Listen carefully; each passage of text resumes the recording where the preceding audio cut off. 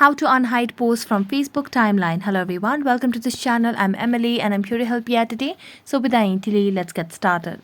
Now to unhide the post from Facebook timeline, first of all launch the Facebook application on your device. As you launch the Facebook application, tap on your profile at the top right corner and then tap on the gear icon.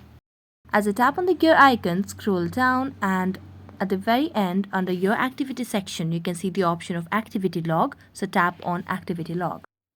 Here, now just scroll down and tap on the option of logged information. Now scroll down again and tap on guidance on Meta Business Suite you have hidden. So just tap on it and here you'll be able to see the option of archive. So just tap on it. So now here you'll be able to see all the posts that you have hidden from Facebook timeline. So simply tap on the three dotted lines that you want to unhide the post. And here tap on restore to profile, then tap on restore. And as you do that, what you can simply do is just go back to your profile and then check on the posts. So let's refresh the page here.